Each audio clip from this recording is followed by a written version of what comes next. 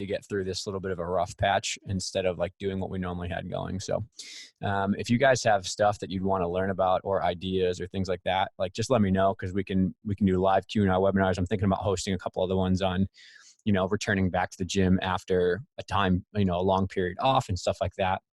I'm also thinking about doing some stuff related to elongated preseasons and what people can do kind of at home. So I'll probably end up recording this lecture. I'll put it up on our kind of webinar stuff, but honestly, I might do this one live for anybody who wants to come on YouTube, just because I think it's what we're all thinking about right now. So, so I think this is a super appropriate topic, but something we can all kind of whack onto, because it's something that we're all currently trying to find stuff to fill our time, and also are thinking about what are we going to do when we get back. So what we'll do is I'll walk you guys through exactly how I program the whole year, and kind of exactly how I break things down starting at like the multi-year level, and then also kind of breaking things down step by step into the individual training assignment, or how do I build strength and conditioning programs for people that I consult with, or just my own team or stuff like that. So if anyone didn't see it, I did update some new versions of the lecture.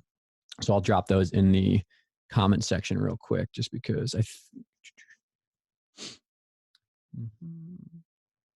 I put in some stuff about strength and conditioning programming templates that I think will probably be pretty helpful for people. So this is the most current version of the lecture, which has a couple extra slides in it in the chat there. And then this is the most current version of the strength and conditioning templates that has both. So they have a lot more.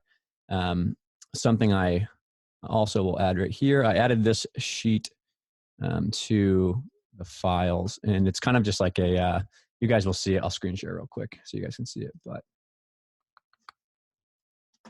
it is pretty much like a master.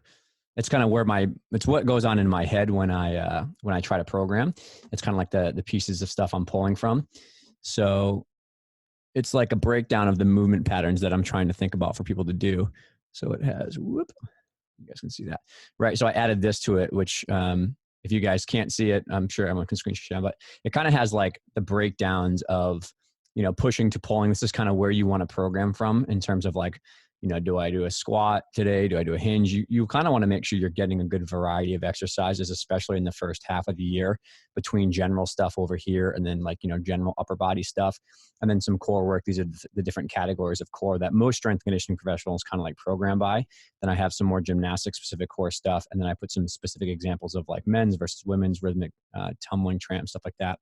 And then definitely this is Nick's more idea, but I don't want to take his material, but just some ideas about gymnastic specific stuff that he thinks is really important, that I also think is important as well. So for people that are probably learning how to program for the first time, you can kind of look at, okay, if I do a push on one day, I'll do a pull on another day. And we'll get through that when we talk about programming templates, which obviously you can see these days here, but we'll kind of go through a live programming example here at the end. But this tab is now added. So this is on that Dropbox link that I just sent. It's also on the Hero Lab webinar, kind of like free resources section. And then in the end page, you guys already had this already, but it has some kind of blank templates that you can copy paste in the Excel worksheet. So I think we have a lot of people in here now, and so we'll get started kind of on this side. So these are not new things that we've talked about. These are still kind of, you know, the basic ideas of what we covered in other lectures. But when you're talking about programming, right, your entire mindset from the very beginning of what am I going to do for my gym in multiple years? Like, is my goal to have a gym that just is recreational and wants to just allow kids to kind of train for fun? And like, that's still kind of on your ideas about what we're going to do in terms of rotations and stuff, or all the way up to like the super high level elite. Like, I want to go to the Olympics in 4 years or 8 years or 12 years, right? Anything in between, the basics of treating athletes the same kind of fall into this, right? And we've talked about this in another lecture, but you have to have some sort of monitoring or a plan in place, or sorry, some sort of plan in place, which is the strength conditioning templates or what we're going to build together today or something like that. If you don't have a plan to start with, you're really going to be having a tough time trying to plan out the weeks, the days, the individual assignments and stuff like that. Okay. So obviously then you're going to go through a period where you stress the athlete. So you're going to do a hard training session. You're going to do some physical preparation. You're going to do routines. You're going to go to a meet, whatever it is. And then you have to have the appropriate dosage of recovery, right? And I think we all know this intuitively, but when it comes to actually meeting the like rubber meets the road, it's very easy to get most of this done, go super hard here, kind of forget about this, and then just skip the tinkering, go back to just starting over, right? So you have to really think about all these things equally. You have to have a good plan. You have to give the optimal dosage of stress. You have to give not only the optimal time window, but also the environment. So teaching the kids about how to recover and what they can do to take care of themselves with good science-based information. And then you have, oops, sorry. If you guys jump in, just kind of mute your audio, just because unfortunately it's a lot of people at once. But if you come into this right and you don't have a conversation about, okay, how am I going to, give them enough time between training sessions. So I'm thinking about a lot of people who are maybe like at night, they come back the next morning, they might do a physicals preparation or something like that. Well, there's a very good basis of evidence that's saying, like, maybe 24 to 48 hours is what we should be looking at before we really go really, really hard, right? So say, for example, if you do a full 4 spread event or a 3 spread event for guys, or a really hard tumbling and tramp session, and then you do physical prep and then you do cardio, you can't expect them to come back the next day and be like super fresh as a daisy, ready to roll. And I think that most coaches intuitively know this, but it's so hard to just not, keep pushing. It's so hard to give the kids a deload day.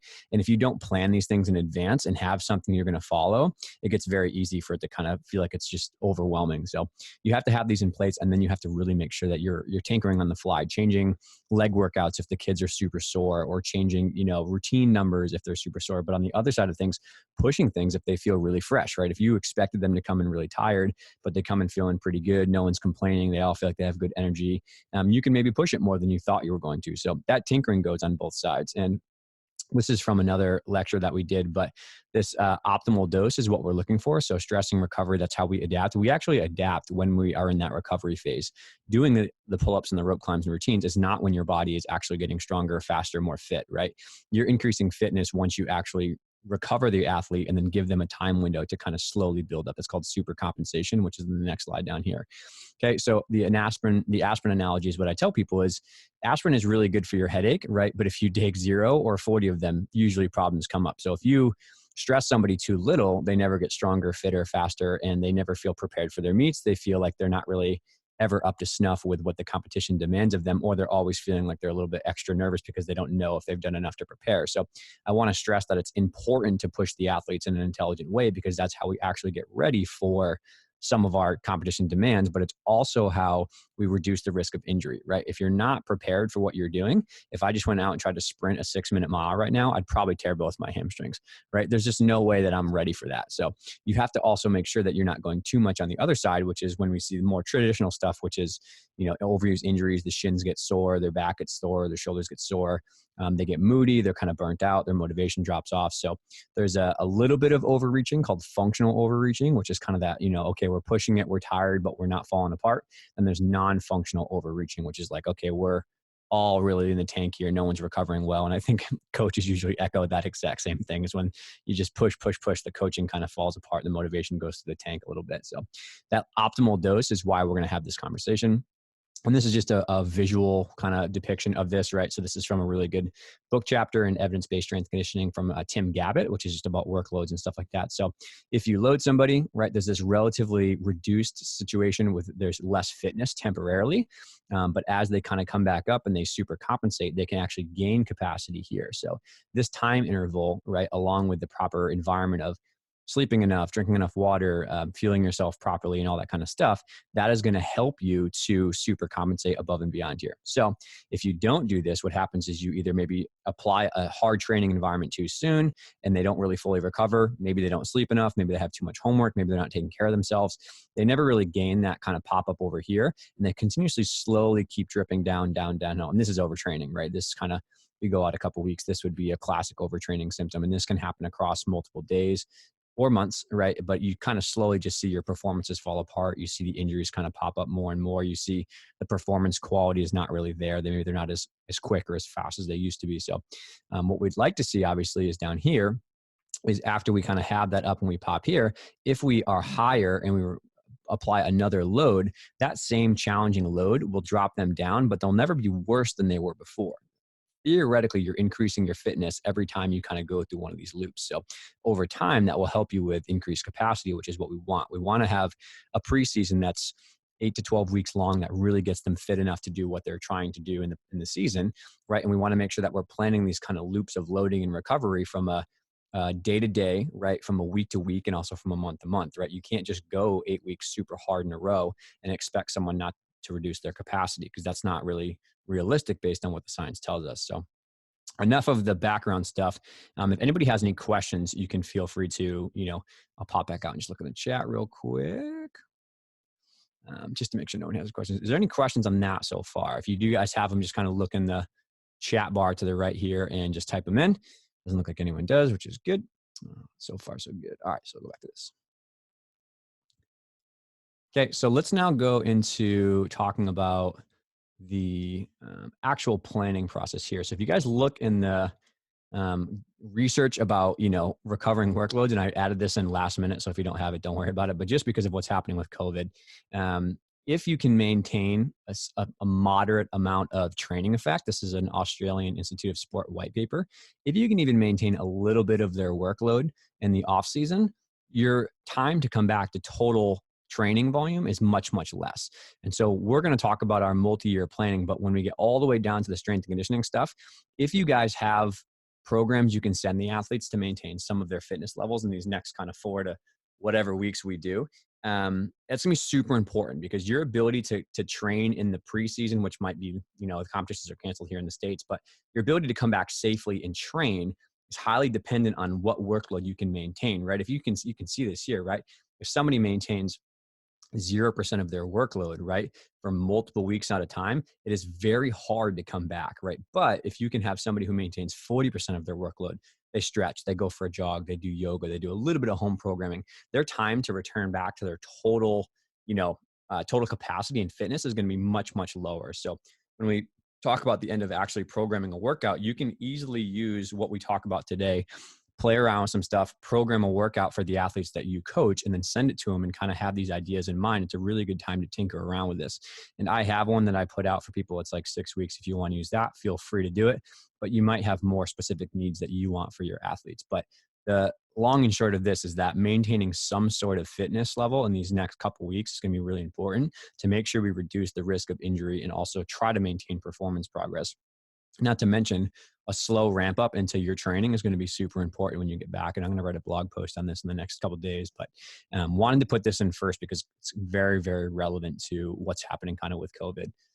So let's talk about the multi-year. You always start with the bigger picture, right? And this is a little bit of an overwhelming graph, but we're going to go through and first talk about, with all periodization things, you're thinking about the end in mind. You want to start from the very end goal or the individual meet and then work your way backwards, right? You can't build, my mentor used to say, you can't build the train tracks as the train's driving at you. You have to actually have a plan in place beforehand. You can't jump off the cliff and build a parachute on the way down. That's not how this works. You have to have something in mind about what you're doing, and then you work your way backwards. And most people do this really well. I'm not going to lie. Most people don't have a problem with this. They know that like a regional or a national or some sort of big competition is their goal, and then they work their way backwards from that. So this is kind of how I think about it in terms of different blocks and cycles. And there are very technical terms for this, mesocycles, macrocycles. We're going to ignore all that.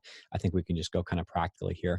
But multi-year, what is the goal of your facility, or of you as a head coach, or you as a gym owner, or you as just a gym coach working with your small team, your level 4s, your level 8s, your recreational team, your cheer team, your tramp team? What is your goal over multiple years? Do you have a big competition in mind? Do you have something you want to do? Or is there just more local things that you're interested in? Maybe it's not competing. Maybe it's just the health and well-being of your athletes. That's totally cool too. But from that larger multi-year goal, again, ranging from come to the gym, be healthy, to we're going to make an Olympic team in 4 years, you have to then switch down to, okay, what's the individual year goal? Is there, if it's not an Olympic year, for example, is there world championships or something else? If it's at a local meet level, maybe your state meet is really the only highest level competition they have. If it's not recreational, maybe you have an end of the year gym show that you want to show off for the parents, and you want the kids to kind of have good skills for them because they're showing progress. So then you kind of go from that individual year and you look at multiple month blocks, right? So in my mind, and I'm kind of going to fix this here, but you would have off season, preseason, in season, and you could even split this into an in season A and B, right? And that's what I'll show in the next slide. Is you're going to have a relative period after the last meet where you're kind of deloaded and you're doing skills or just kind of getting your ideas for the next year. And then you're going to have a preseason where you kind of transition over into more of a getting ready for routine shape. And then you can kind of have the in-season one, which is going to be that first 3-month block of like, we're just in competition mode. We're getting the rust out. We're just trying our basic sets. Then you can maybe have a championship season. Not everybody has a dual season like that. Some people have a double peak season where like, they have to have one big meet earlier in the year, then another big meet later in the year. You can condense those into 2 smaller chunks, but you want to think about multiple blocks or multiple months in one block because you kind of have a different goal at a macro level based on when you are. And I'll say in advance that obviously these examples are going to be for here in the States for what I'm doing with my team, which is more of a competitive, YMCA JO USAG level. So you'll have to change these. And I tried to make sure that the month blocks, you could be edited in the slides if you download them. So now if we have like, okay, I have a 3-month block of an off season, what am I going to do in the on and off weeks for just 1 month of that? Right. So it's 3 months of this off season. Now what am I going to do in the 1 month here? So you got a chat. I might be asking too soon, but what if you have athletes doing Future Stars and JO? They would need to peak in November for Future Stars Nationals and then again in April. Yeah, so super good question from Corey here, right? So if you have a dual peak, if you guys have a dual peak that is something you're worried about, you want to condense these seasons into having kind of 2 mini seasons, I guess is the best way to put this. So say, for example, you have the first half of the year, the first 6 months, and you need to peak for something at the end of that 6 months. You might do your preseason for a month and a half, 2 months, and then do a little bit shorter block of the preseason, maybe a month transition to 6 weeks to get right into in-season. And then after that first meet, you would give them a deload. You'd kind of start back to the deload position again, maybe for a couple of weeks. Then you'd build up a kind of second preseason of the year, and then you'd build your way back up to the in-season of the second. Does that make sense, Corey? It just makes sure just pop it in the chat there if that makes sense. But it's harder because you have multiple things to peak for. But the thought would be that you're trying to peak for one of those things more than the other, right? So like if Future Stars Nationals is what you're going for, and nationals isn't as important, then you might want to go more for the, first and not the second. And a lot of people have these kind of back and forth, but it's rare that you're going to have two things that are of equal importance per year. In my experience, you might. And if that's the case, you just split the blocks equally. So very good question. I know that comes up a lot with the elite programs that I kind of work with and consult with. So very good. So here we go. So month blocks, week blocks. And the way you do this, right? How many weeks are you going to load them versus how many weeks are you going to deload them? And there's no good answer here. It's based on every program. I personally do a 3-to-1. So I usually progress them for 3 weeks pretty hard and say like, hey, we're going to get tired, push through. And then I give them a week where we're not training, but it's less intensity, right? So still maintaining some, skill work and some progression work, but it's maybe not on hard surfaces. It's not as demanding with the strength and cardio. It's more like flexibility, prehab, recovery work, stuff like that. And then we kind of roll our way back up into the next 3 weeks. And so sometimes in the preseason, it's a little longer. We might go 4-to-1, right? Or 5-to-1 because we have more time on our hands versus in season. I might shorten that and I might go into more of a like 2-to-1 because maybe we have 2 weeks leading up to a meet and then we have a meet week and then it's only 1 week for another meet right after that. So we might play around with these on-off weeks based on it, but just generally make a plan. And then you can obviously, like I said, tinker based on who is responding well, who's not responding well and stuff like that. So kind of keep those in mind. But now, once you have your individual week block loading or deloading, how many days are you in the gym, right? So for example, in the summers, we do Monday, Tuesday through Friday, right? We have Saturday, Sunday off because the beach is very hard to get people to not go to, and we enjoy our time off as well as coaches. But then in the year, just because of the way that our programs work, right? Our class programs and our preschool programs are in the gym on Tuesdays, and it's an absolute zoo. There's no way that we can really get a good workout in. So we do Monday, Wednesday, Thursday, Friday, Saturday morning in the year, which is different in the summer. So you plan those things out. It's like, okay, how many people are in the gym at the same time? What equipment's available? How many staff members do I have? How many kids are on a level? Like all that kind of logistical stuff goes into the actual week itself.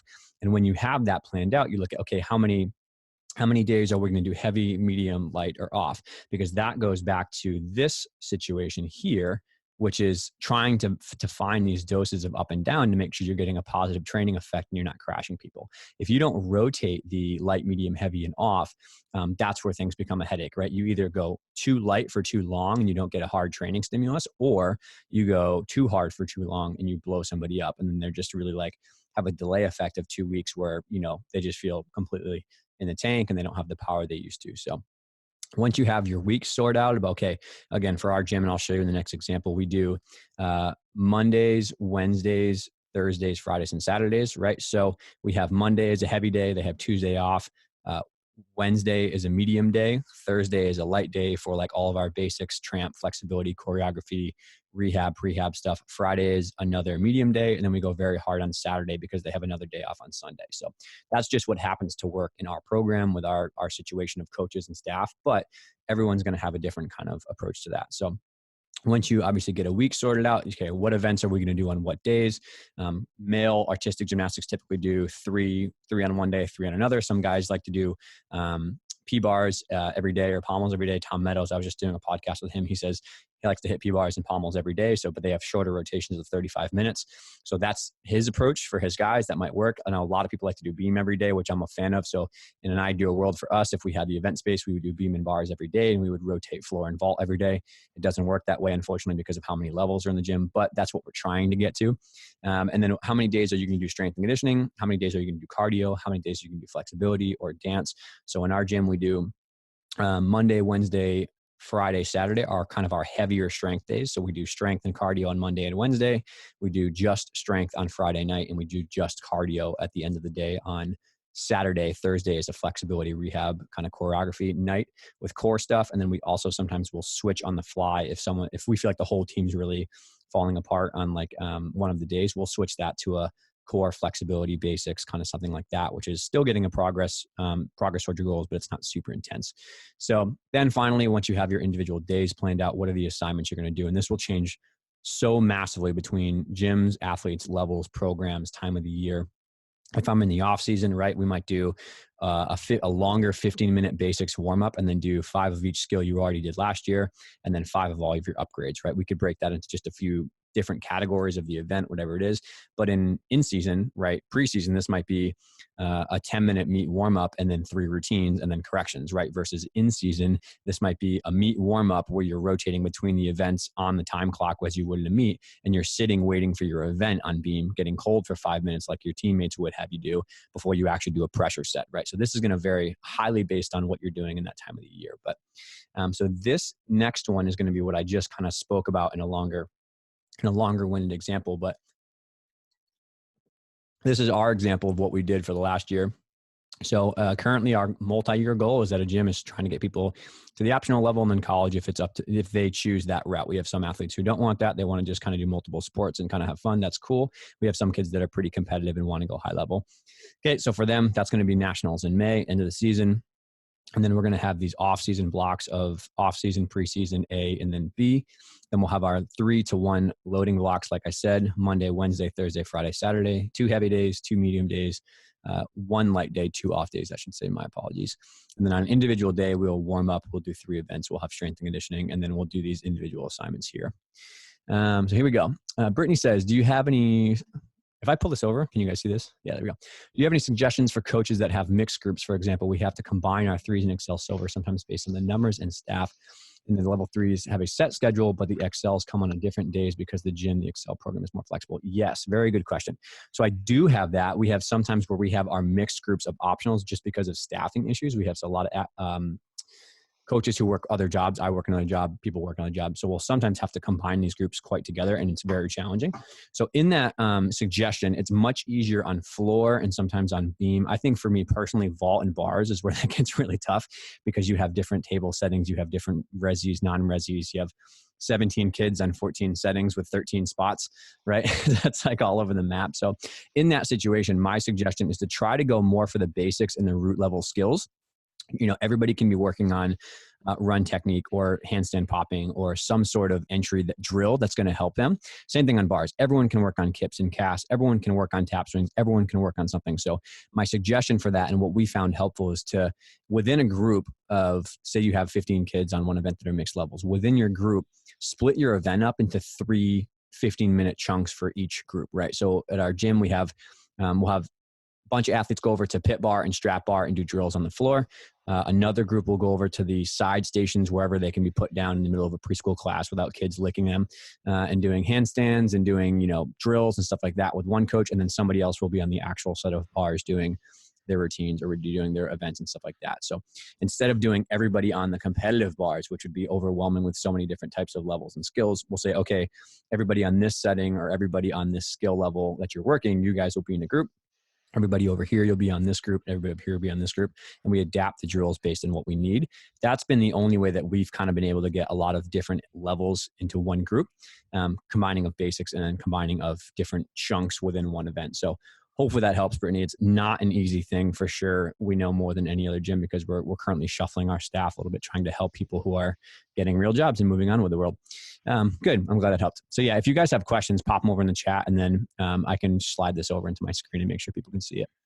So this is our progression all the way down to days. And then I really, really strongly suggest that you guys either print this out or you leave it in the slide format here. I tried to make it so it's a little bit more accessible, but print this out or leave it in here and type in what you're doing and be totally fine screwing it up. Like totally butcher it the first time and try to make it just something that everybody can just talk about over coffee or over, a meeting someday. Just grab a bunch of people, put them together, and just personally, if I had the option to do this, I would shine this on a whiteboard. I'd project it on a whiteboard, and I would use dry erase markers and just go for it. You know what I mean? I just go super hard, and you can erase, not erase, go back and forth. You can draw stick figures. You can, tic-tac-toe on the side when people get bored, whatever you want to do. But that's how I would do this in a staff meeting. And I think now, especially when we maybe can't do this in person, grab these lecture slides and put them on a Zoom file and open it up with your staff and screen share just like I'm doing here, and have one person type stuff in and have everybody else just chime in and talk and go back and forth and get your staff together. Because I can't tell you how many hours I've saved by doing this in the beginning of the year or the beginning of the practice season and not having to build things as I'm kind of working through in the year. So this is probably the biggest thing to start with first. And then what you'll do is this next slide is going to be overwhelming. So bear with me. But the next thing you want to do is once you go from this individual multi-year, you want to look at the individual year. So this again is for our gym, right? This is very specific to what our gym does for our season. And we're trying to think about those blocks, right? And I tried to color code them to make them a little bit more user-friendly. But if we look at the way that we have ours set up, you saw back in that last slide that May is our most important thing. May for some people, the younger athletes, right? Compulsories might even be farther up here in their states.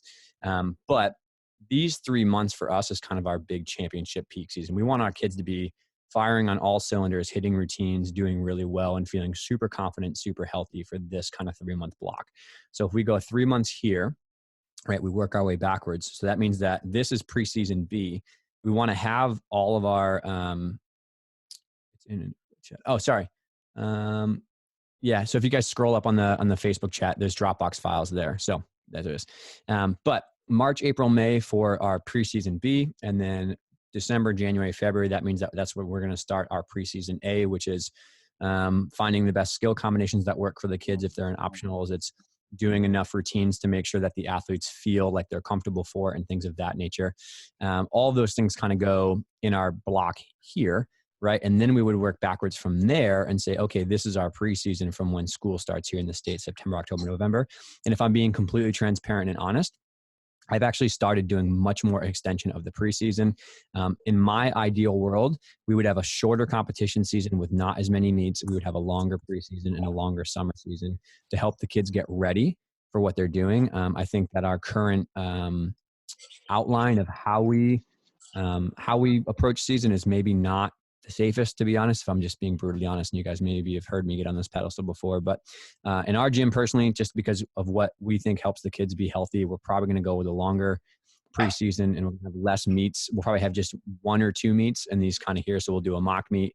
We'll do a first meet a little bit later in December or end of November, one meet with longer times in between meets, and start stocking up more meets in January, February, March to get us ready for, I don't think it's realistic that kids can do October or November all the way through May and stay in one piece and all that kind of stuff. That's just my opinion. And I'm going to change what's based on health of our athletes, and we'll roll with it. That's just the best I can say. I've gone too many years, 6-7 years now at this gym, and just seeing kids fall apart in the middle here. We have kids some kids do high school, some kids only do JO, some kids do the Y, some kids do something else. And it's like, it just feels morally doesn't feel great with me when the kids are just getting run into the ground for so long. So that's just my my personal 2 cents on that subject. But moving on from here, right? So you go backwards, then you have your actual preseason, which is going to be these three, and then your off season, which would be these three. So 2 weeks of recovering, 2 weeks of a ramp up, and then we would have these off season, preseason, preseason, in season B, and then we would map out our meets here. And again, you guys can have this one, which I would say the person who is in control of the screen, if you share this, edit these months in here, right? Delete these months and start with what's here, right? So this is April, but you would change that, right? And it would be whatever is most important for them. And then you guys can type in together, okay, go backwards. And guys, do me a favor, just mute your audio if you're kind of in the background here. I don't know why it's not allowing people not to, but do me a favor for that. So here again, right, type these months in, say, okay, April's most important. Seasons are flipped in Australia, so maybe that's December. I'm not really sure. But moving backwards this way. Sorry, guys. Going backwards this way, right, all the way through. So you would print this off and you would write these things in. What meets do we want to do? We want to do this invitational here. We want to do, a mock meet here. We want to do championships here. We want to travel for this meet here, whatever it is. And you would go all the way through that. And then once you have your month-to-months breakdown, you then start to look at what are you doing in those 3-month blocks, okay? So now this is how I approach these things personally. This is how I look at it, is the gymnastics development side, the strength side, the energy system side, and then the overall athlete wellness. Someone is not muted. Can you guys hear that? I'm sorry. I'm trying to find who it is. Guys, if you might possibly have unmuted audio, just do me a favor and mute that. There we go. Mute. Hey, cool. So gymnastics development, strength, energy systems, and athlete wellness, right? So in our situation for the off season, when we're in that, 3-month window, we're just, what skills are we getting? Are we trying to move up in level? Are we going to repeat this year at the same level? Do we want to do an upgrade? Do we not want to do an upgrade? Did our release not work? We need a new release. Did our beam series not work? Do we need a new release? New beam series for guys, right? Did this strength combination not work? Would you dead by the end of your routine? Do we need new floor passes? Do we want to do new upgrades for skills? Like, you're just playing around this time and you're kind of just seeing what you can get. And then usually for me on the strength and conditioning side, I've changed my approach to this. It used to be a little bit heavier on the general stuff, but I think our pendulum swung too far the other way. And now we're doing more 50-50 split versus I used to go more like 75-25. And I just felt like the kids lost their gymnastic specific strength too quickly. So for these months here, we're generally doing half of like the normal overall gym program type stuff and half of the gymnastic specific stuff. And I'll show you guys how we break those down. But in our gym, so 2 days per week, we might be doing more of your general squatting, hinging, weights, dumbbells, kettlebells, bands, stuff like that. And then 50% of the time on 2 other days, we might do all of your handstands, compression drills, rope climbs, leg lifts, handstand push-ups, that kind of stuff. So we would do that pretty much for June, July, and August, which is usually an 8-week block for us because 2 of these weeks are when they're recovering from their hardest meet. 2 weeks are kind of this ramp up here. So we would do this over the course of 8 weeks or so, probably 10 weeks. Like I said, 10 to 12 weeks. We're going to extend this preseason longer, probably it's off season. For energy systems, right? So in the summer, we're probably just trying to get the kids generally fitter, right? We're just trying to get their heart, their lungs, just to be able to breathe heavier for longer periods of time because we're trying to increase their ability to tolerate a long 3-hour, 4-hour practice, whatever it is. So again, 50% of the time we're usually just doing all circuits. Like we've talked about this in another lecture, but we'll have like 10 stations, 20 kids, 2 people on a station, just rotate between all those stations because we have summer camps and it's crazy busy and we can't all get on the equipment. So we try to just program these things based on what equipment and space we have. But usually those intervals are easy to kind of manipulate, right? You can start with a 40 seconds of work, 20 seconds of rest between 10 stations. And then 2 weeks later, you can bump it up to 50 seconds and 10 seconds of rest. So it's a little bit harder. Change the exercises, make the exercise more intense, maybe put a little bit of weight on that sled instead of just pushing the block by itself, and slowly increase the general aerobic capacity over the course of a summer. And then once we get towards the end and we transition to the next season, which is those 3 months in September, October, November, we're going to start doing more like, 90 seconds on, 90 seconds off, because that mimics the energy system that we need for a routine. It's not going to be doing only gymnastic specific half sets and routines just yet, but we're trying to prep the body to just deal with 90 seconds of really, really tiring, high energy output. So we'll switch over there. And then athlete wellness, we do a big screening session in June where we just try to put the athletes through a little bit of a screen, a movement screen we've talked about before for injuries they had, things they need specifically. We design a prehab program that they will do on their light days or before practice. And then we're trying to just encourage them to do that every day before practice or on our lighter days throughout the end of the year here. So this is the first 3-month block that we kind of have. And the second block of 3 would be September, October, November, which again, I'm saying will probably go a little bit longer. So in September, and honestly a little bit earlier, we're probably starting to do skill combinations of 3 skills together, just seeing how things feel and fit and trying to get the ideas in our head for what we're doing in the routine section. And then we'll kind of move into half routines and then full routines towards the end of November or earlier, probably based on when our meet is. And then strength side, right, we'll switch over to doing pretty much all 3 days a week of gymnastic stuff, of just trying to transfer those hopefully power gains and strength gains we made in the summer and put them over in only gymnastic specific power stuff. So now we're thinking more about like panel mat plyos. We're thinking about sled sprints. We're thinking about handstand work. We're thinking about speed rope climbs. We're thinking about, some explosive med ball work on our general power days as well. So things that are a little bit more faster, bursted in nature, because we're trying to, and we're not going to go into it now, but we're trying to teach the body to work faster and quicker with some of the underlying strength gains they've made. And then eventually progress that over to trying to go all power and all maximal strength on the equipment itself, not only in the general setting. So September is really usually our big month where we have a full month block of we're doing energy system stuff that's really, really hard. In that 90-second window, we might do 90 seconds, we'll have the kids partner up and they'll do 10 squat jumps. They'll do 5 jump cast handstands on the floor and then 4 sled sprints back and forth up and down the floor. It is awful. If anyone has ever wanted to try that, it is not fun, but it's not dangerous. It's not like you're doing a double full at the end of your routine. You're not doing a bar dismount, right? You're teaching the body to deal with that crappiness feeling, but still getting them fitter slowly and preparing them for this kind of general strength work here. And then on bars, we do bardio, what we call it, which is like with a spot, 3 kip cast handstands on the low bar, jump to the high bar, giant layout, right? And they run over to the floor, sprint, 4 times back and forth, right? And that again teaches them with a spot safely to do some basic skills with their upper body. You can also train that prior to that with just general stuff. You can do upper body conditioning just to mimic that, right? 5 plyometric push-ups, 5 jump cast handstands, walk half a lap on your hands, and then sprint, right? Like upper body, and then jogging back and forth. You're mimicking the demands of a bar routine without doing bars because you're teaching those muscle fibers to tolerate some of that high intensity work. And then you pop that over to, like I said here, which is more that bardio, which is 5 kip cast handstands low bar, or the advanced athletes, can do cast handstand toe shoot, jump to high bar, giant into the pit. Something like that. Or the lower level athletes, they can just swing, jump to high bar, swing, half turn dismount. It doesn't have to be super fancy. It can just be whatever is specific to their kind of needs.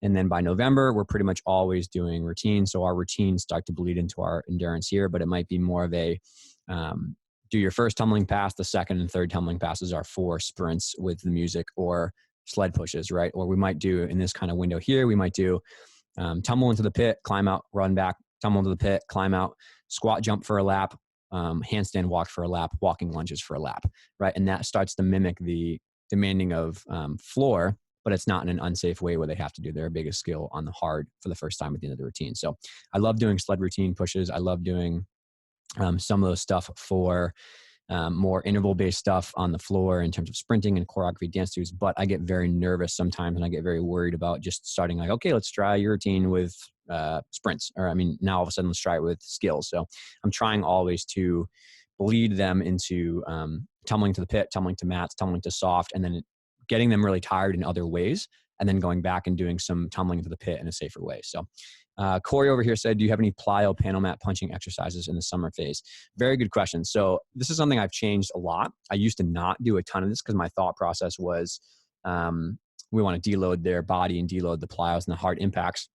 And after I've learned a lot more about Achilles tendon research and about some of the tendon research in general, I'm now starting to do more.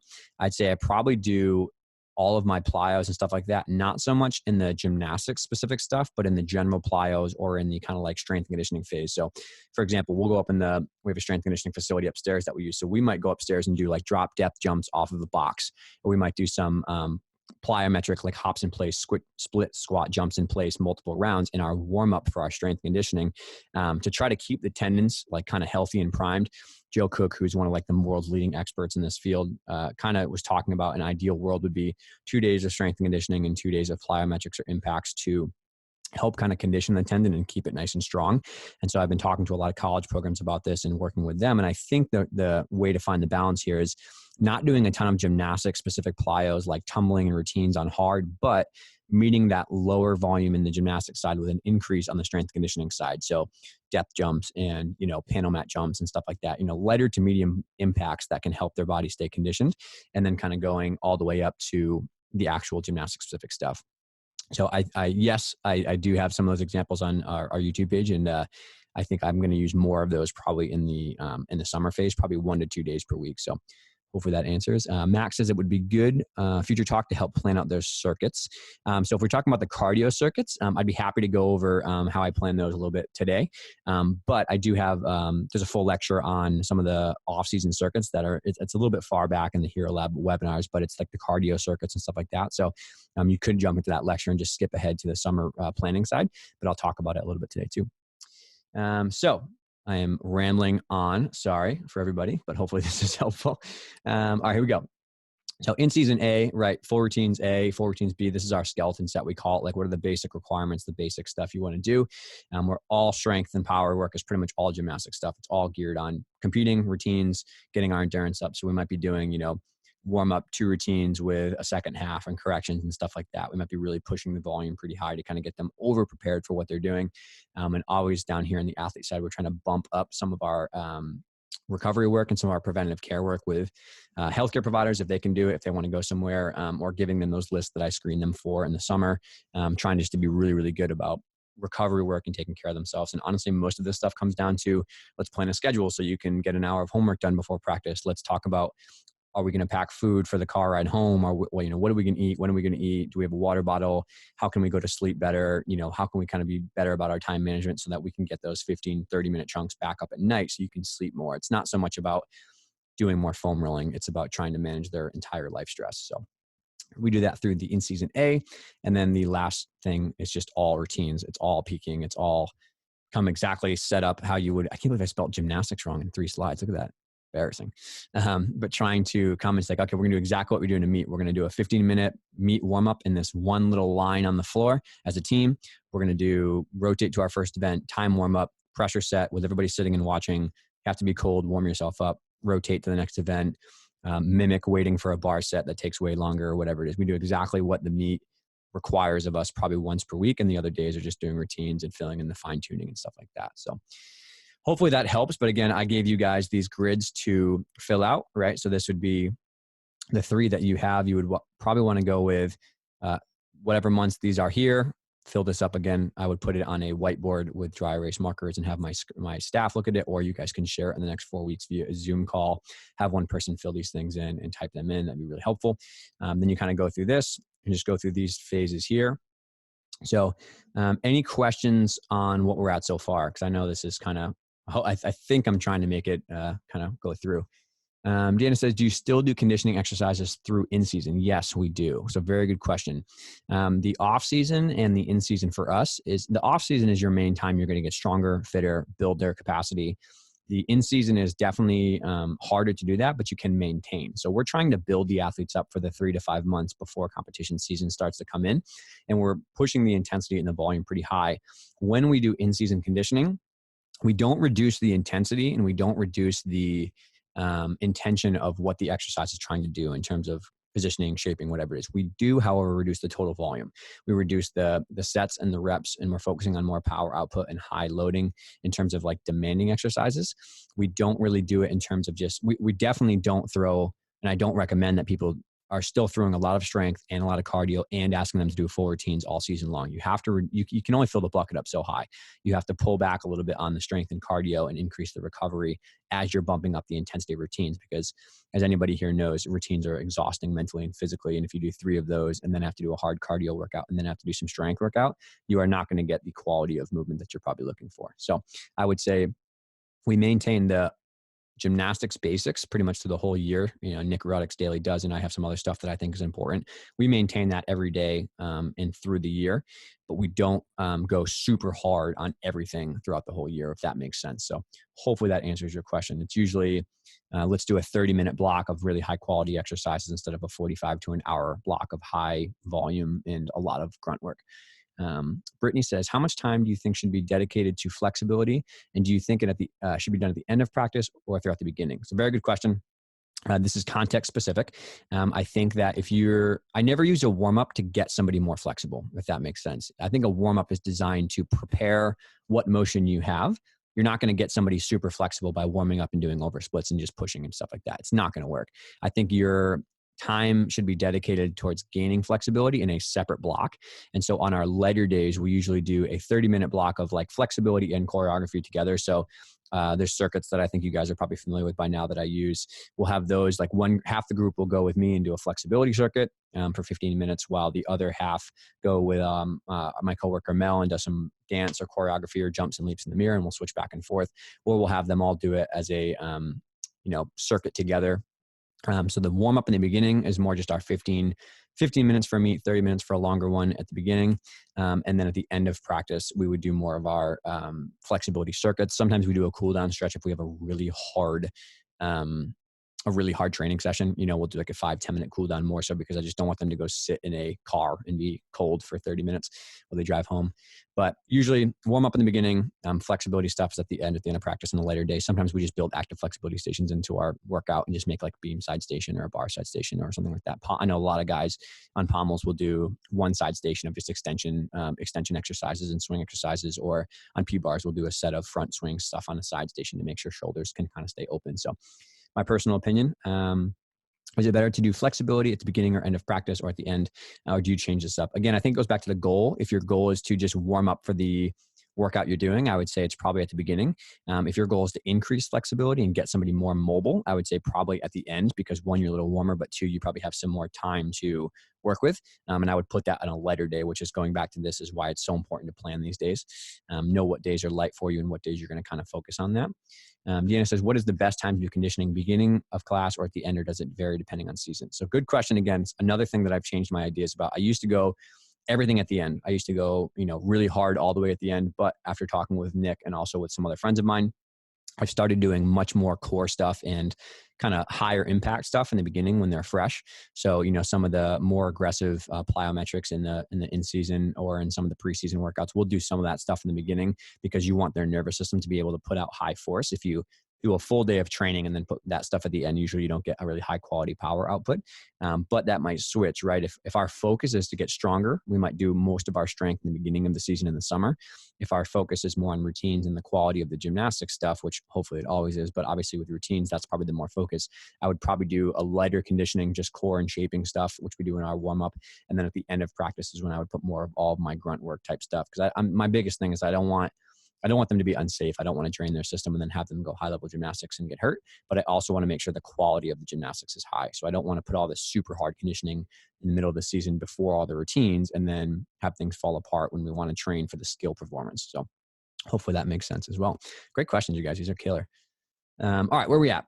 Here we go. So gymnastics periodization examples, right? So this is the kind of on and off, right? So for week 1 through 3, we might have the loading ones. So we might do all of our skills. This is talking about an off-season example, but you can adapt this to whatever it is for in-season. So we might do all of our off-season skills. We might do all of our strength conditioning on those 3 weeks, our 2 days of pretty hardcore energy systems and our prehab work. And then on this other week, the 4th week, we'll be doing all of our drills, techniques, softer surfaces.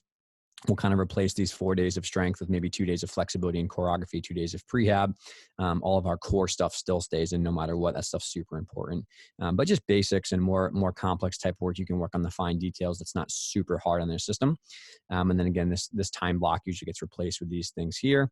And then we're really just focused on trying to optimize the recovery. So try to really sleep well, try to really get good food in your body. Hopefully it's always happening, but school is school. Sometimes it's hard for them to get sleep.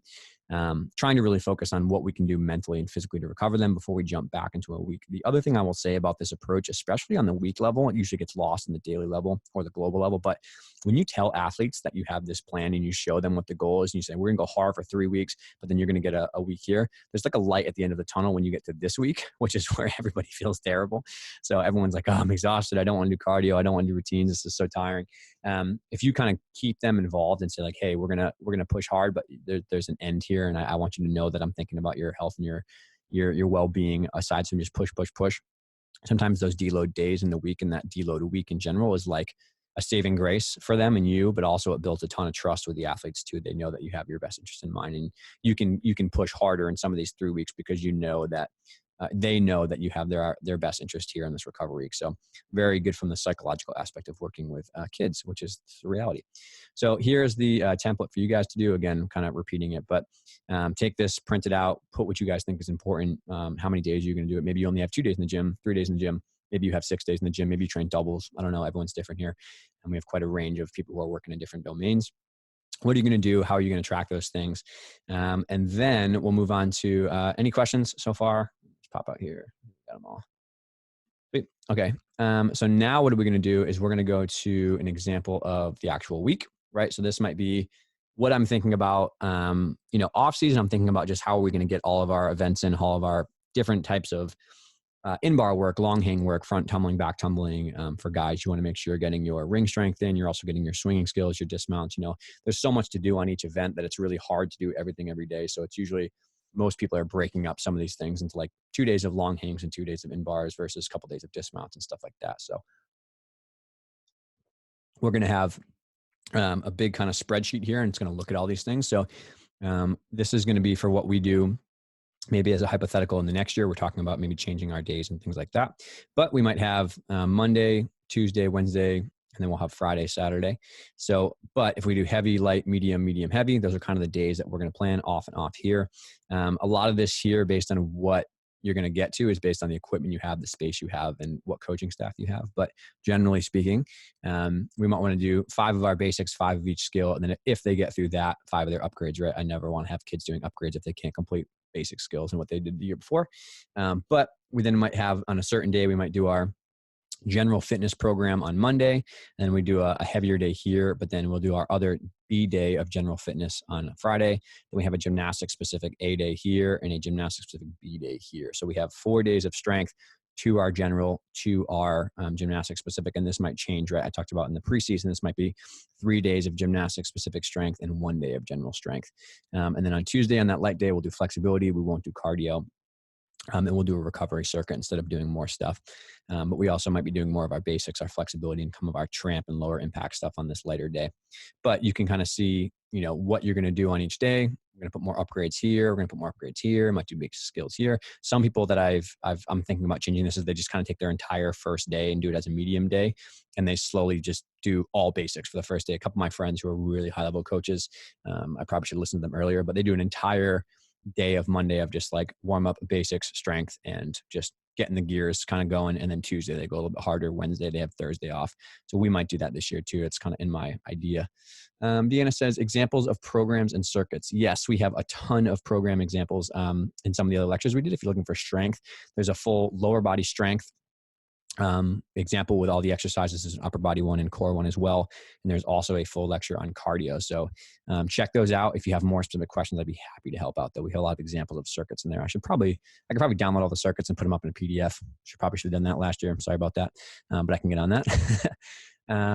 And then, so just 15-minute soft tissue stuff before practice, or maybe in their warm up, and then building in some of these prehab circuits or flexibility circuits and stuff like that. So again, you guys can take this, and I try to leave it blank because you're going to probably have one of these that looks very different for in season versus preseason versus out of season. So maybe start with, this is probably a good idea just to say, I would start with the out of season examples for all of these things and build those as a team. Sit down with your whole team, build them all, and then maybe have another staff meeting in 3 months, or hopefully not 5 months based on what's going on with COVID, that we have, okay, now let's do the in-season, or now let's do the preseason, or whatever it is. You can go through all of it and try to get a bird's eye view of the whole thing from the very beginning of the slides.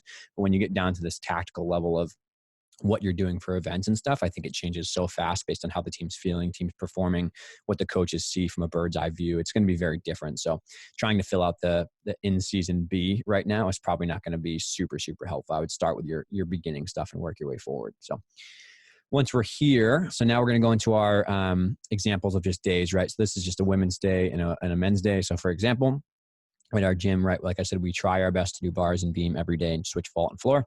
We might do a 15-minute warm-up, 3 of our like drill circuit in the off season. We do a lot of basics and drills and stuff like that. And then on vault, we're going to try to have everybody within different formats do 3 timers and flip, right? This is going to be so different. This is clearly an optional program, but for compulsory, it might be 15-minute warm-up, you do a drill circuit for 15 minutes on your event, and then you just do, everybody does choreography and learns the new routine for 15 minutes, or everybody just works on standing back handspring for 15 minutes, or everybody just works on low bar kips for 15 minutes, right? There's so many different, Excel versus Tramp versus men's and women's is going to be so big. This is, again, why I tried my best to give examples and teach you guys the principles. It would be, if you took my approach and put it in your gym, it'd be a disaster. The same way that if I took your amazing program and tried it in my gym, it'd be a disaster, because we have different staff, equipment, spacing, equipment, availability in terms of like when camps are there and stuff. So take these ideas though and put them kind of realistically. Do you want to train for 2 hours? Do you want to train for 4 hours?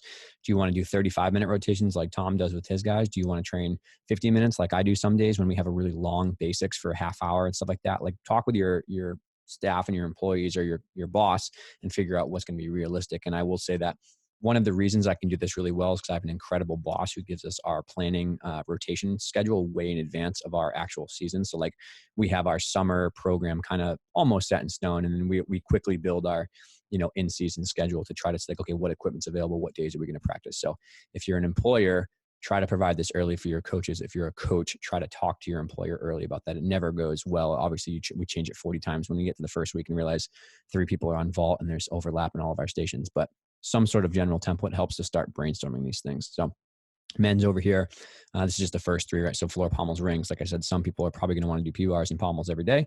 So maybe you do 4 events instead of doing 3, whatever works for you. But these are good examples to have here. And then I left these blank so you can have anything you want to put in here, right? I don't know the disciplines of rhythmic or tramp and tumbling or aerobic enough. I know there's a lot of people in this group who have those groups, but try to take these as a starting point and then see what you're going to do. This might be completely different for your domain or your time based on what your gym is or what your ability is with staffing and coaching, but having some sort of thing to do is probably a good idea.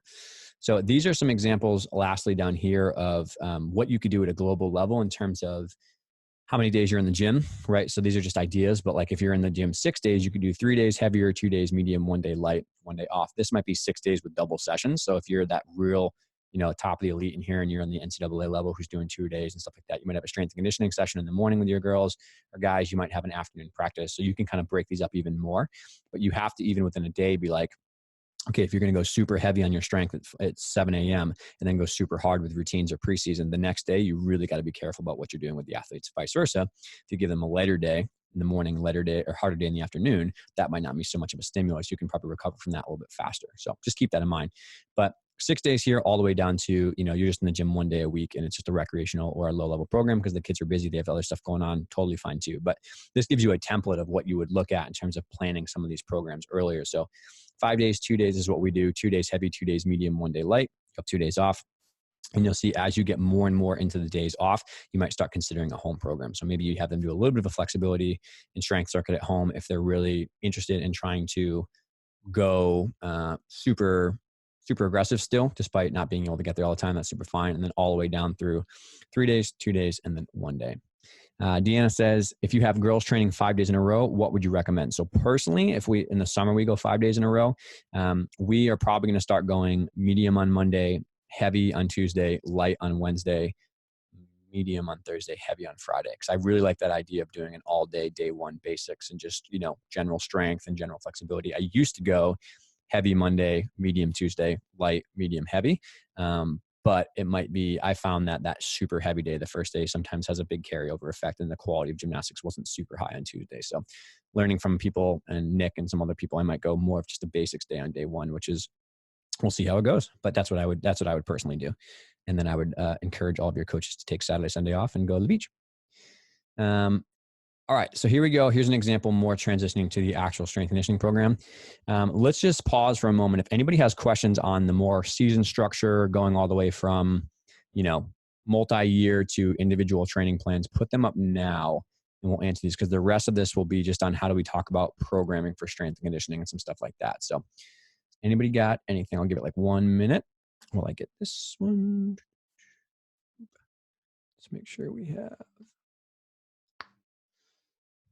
here. Perfect. Cool. All right. So, sorry, I was trying to write it down. Repeat, please. Okay, it's fine. So we do Monday. Monday for us is going to be a medium day. Tuesday is going to be a heavy day. Wednesday is a light day. Thursday is going to be a medium day. Friday will be a heavy day because the Saturday, Sunday they will have off. We used to do a Monday heavy day and switch it to a Tuesday medium day, but I'm finding that's not as helpful. But yeah, no problem. Okay, so let's get back to this. So when you program strength and conditioning, I think it's very important. I think I've never found a better system than a binder system, just personally. I don't know if there's any better way to track this individually and have the ability to change exercises on the fly or change loading on the fly or things of that nature. I think that you should have a global point of view of what you want all the athletes to do, but you have to be very, very flexible in terms of this athlete has stiff ankles, they can't squat. What exercise can they do instead? This athlete has stiff shoulders, they can't do an overhead handstand push-up. What else can they do? This athlete is a little bit stronger in their core, they can do a hard exercise. This athlete's a little bit weaker in their core, they can do a little bit regressed exercise. So you always want to have your kind of idea what you want, and then have kind of 2 exercises on the harder side and 2 exercises on the not as hard side that you can kind of move people through. And then what happens is usually I make these plans for 6 weeks with this 3 load, this deload, and then a 2-week carryover.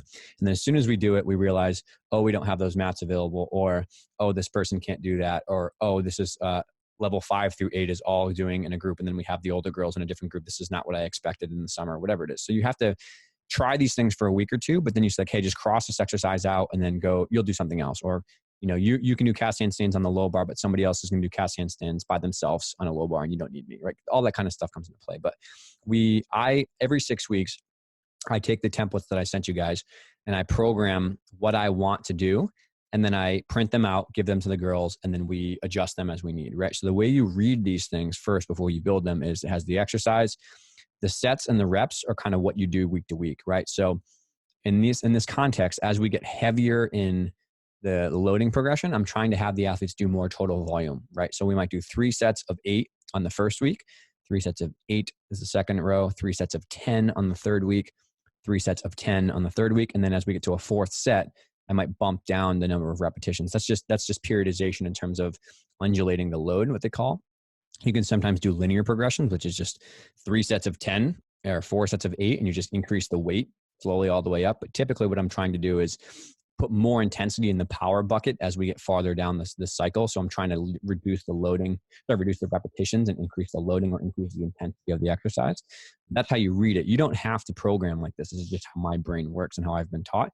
But if you want to just put 3 sets of 15 for a core exercise and have them just use a little bit more of a resistance throughout the whole 6 weeks, that's totally a great way to do overload as well.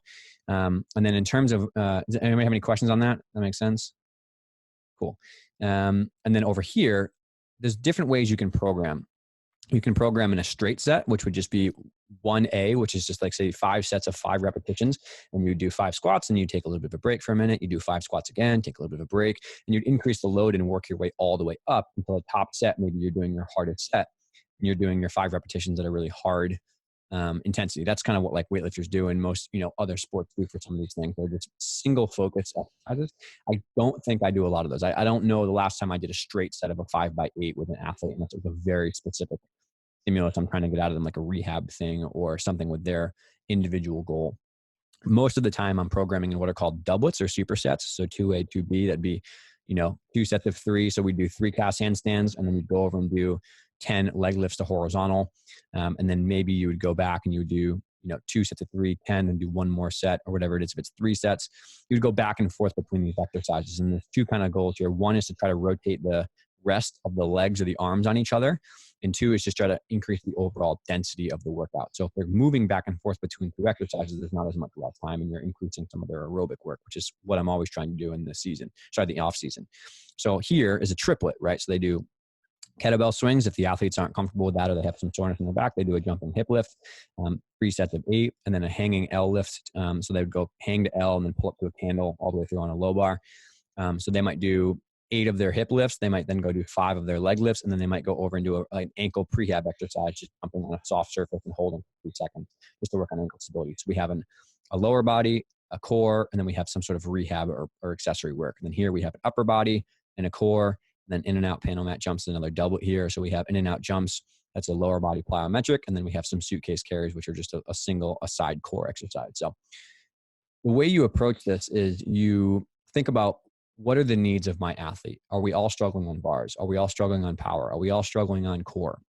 when you think about, okay, based on what I know, what exercises do I want to do? And again, I have some examples of these we'll go through in the movement kind of category, but we could sit here, probably have a 5-hour discussion about what exercises we like. I like this core exercise. I like this core exercise. And I, all the time in finding new stuff that I really like, if you have the principles of movement categories, say, okay, that fits here, that fits here, that fits here, and you never change the structure of what you're doing. You're just kind of changing what fits for you. You're changing the exercises based on what the athlete needs. So please, please, please get out of the habit of looking on YouTube and Facebook for the best blank drill. That is not a good way to be organizing your strength program, because you're always just catching up to what somebody else is doing, or you're always doing not what's specific to your athletes. If you see a drill you really like, and you're like, wow, that could be super helpful, look at your strength program, like, where would this fit best? Okay, probably here. I think I'd go right there, and just program that in. Don't just keep plucking random exercises from different places and just throwing them into your program, because it's going to be a bell curve, right? For 10% of your athletes, it might crush it and you might get exactly what you want. For 10% of your athletes, it's going to do terrible, right? And for a middle chunk there in 80, it might just be like, meh, it's okay. It's not great. It's not bad. But that's not how we should be programming. We should be programming based on, what are the needs of my athletes, and what level do I have? How many staff members do I have to watch them? Is this exercise appropriate for them? And if I don't think it is, how are we going to make it harder or easier based on who has these needs? So that's just my personal opinion, and I have so royally screwed that up that I don't want you guys to get into the same issues that I had. Deanna asked, do you have the same conditioning exercises every day for the 6-week period? So no. So we do 4 separate days of strength and conditioning with different exercises, and we'll talk about that at the end here. But I have the same kind of program for 6 weeks. Sometimes it's less, sometimes it's more, like I said, based on out of season or in season. But I usually make the 5-day or 6-day program, like the one I gave out for the home program for the coronavirus type stuff like that. And then I change them every 6 weeks. But we'll have a Monday workout, a Tuesday workout, a Wednesday workout, a Thursday, and a Friday. They'll all be different based on different exercises. We're trying to spread out the loading for the whole body and stuff like that. So, good question though. And then this is an example of just a cardio workout. So say, for example, we're doing out of season cardio. Like I said, we're trying ignore everything on the right, because that's just like my brain kind of going through stuff. It's more about looking at this. But we might do every Monday for 4 weeks, we might do 30 seconds of med ball slams, 30 seconds of jumping lunges, 30 seconds of a handstand walk, and then 30 seconds of speed V-up. And the way that we're going to progress this is, we might do this circuit for like 3 or 4 weeks, but we might increase the weight of the med ball slam. We may put light dumbbells in their hands. We might do a handstand walk for a longer distance. You have to cover more distance in that 30 seconds, right? We might do speed V-ups with some sort of light ankle weight, or doing a hollow rock with a light ankle weight. There's many ways to make this harder over the course of 4 weeks without changing the actual exercises. So we increase. And then it's just a note to myself that in the end of August, let's switch from here for the last 2 weeks, and let's go over to more of that tumbling circuit that I was talking about, right? So we're trying to think about what this is doing, is trying to get them to work really hard for 2 minutes. Well, let's do a 2-minute block of tumble into the pit, crawl out, tumble into the pit, squat jumps, lunges, whatever it is. And then they'll have a bunch of people who are standing in line going as soon as they start. So you still get that 2 minutes of work, but then you have a longer recovery while you're waiting in line. And there's examples of that on the YouTube page, and then also on the Hero Labs group that has a lot of those kind of longer circuits I've made, if you're curious about that kind of stuff. This is an example of a strength program. This is an example of a cardio program. And again, I think there's 4 full lectures on just the strength conditioning program for like exercises and why you're doing certain exercises. There's 2 full lectures here on cardio programs off season versus in season. So kind of take a look at those. And then here, right, this is kind of what I probably cannot see that. Boop. Oh, actually, I'll just zoom out. So this is kind of what I made a half hour ago, last minute, before we did the lecture. And I apologize if you guys didn't get that, but it is kind of up in the group now. So I just made this general, you're trying to cover a very large variety of exercises, definitely on the general strength conditioning program side. But there's so many things that you want to do in the gymnastics side that you want to make sure you're not thinking kind of by the seat of your pants. You're not just getting a whiteboard out right before practice and saying like, well, let's try some pull-ups. Let's do some leg lifts. We haven't done some squat jumps in a while. You don't really want to go like that, right? So what you do is, over these 6 days you have here, so I put templates and all of these things that you guys can fill in, again, with your staff or on your own.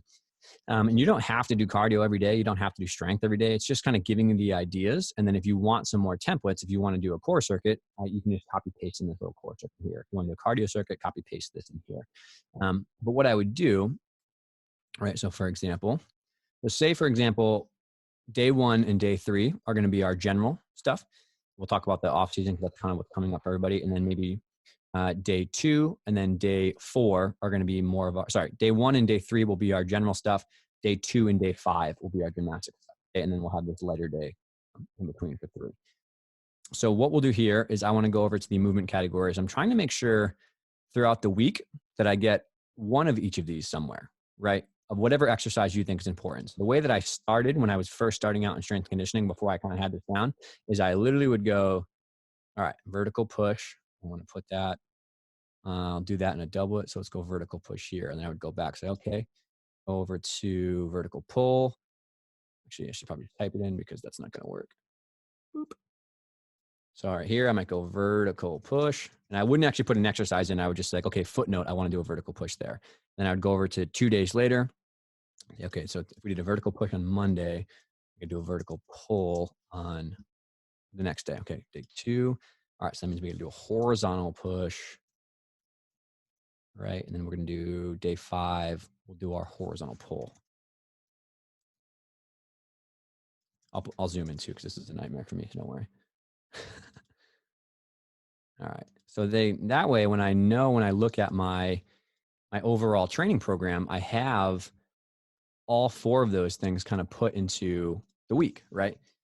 So if I look back, I say, okay, I got a vertical. Let's see here. I got a vertical push. Good. The next day we'll do a horizontal push. Okay, that's in there. Day 3, vertical pull. Day 4, we can put something else there because we only have 4 categories. Okay, I got that. So then on this day 4, I might want to make sure that I get in some sort of dynamic stability work. So like balancing type work, right? Or some sort of extra kind of grunt work. So I'll say, okay, on those 2 days, maybe on day 4, when I have some time here. So maybe here I'll do some sort of stability work, like a handstand walk or something like that. And then over here, I'll do some accessory work, right? And then now I know that throughout all these days, I have those things, right? So I have all my upper body stuff. I have my lower body stuff. Okay, cool. Sounds good. And then I'll look back at my movement categories and be like, all right, check. I got that for 6 weeks. All right. So I need a squat, a hinge, right? These are the basic categories that strength conditioning coaches teach people to use. Okay. So I want to do some sort of a squat, some sort of a hinge. I need some split pelvis work and some single leg work. All right, cool. So let's go back here. So let's maybe do, that's going to be, if I put a really hard upper body work something and a really hard lower body something, that might be a lot and it might take up too much time. So let's put it in the next one here. So let's do squat here. Maybe the next day we'll do hinge here. Okay, cool. Day 3, we'll do a split pelvis. And day 4, it's looking like this is going to be one of my lighter days. So let's maybe leave that alone. And then let's go over here and let's do a single leg exercise. All right, cool.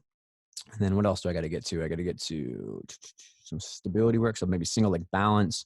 And then I want to get some hip or some glute work into. So back and see where I can do that for today. So, well, I don't want to do a low body exercise and a lower body exercise together. So maybe we'll do it here, lower body balance, right? And then maybe on another day, do that too. So let's just do some upper body work done the first one. So let's do some sort of accessory glute work here.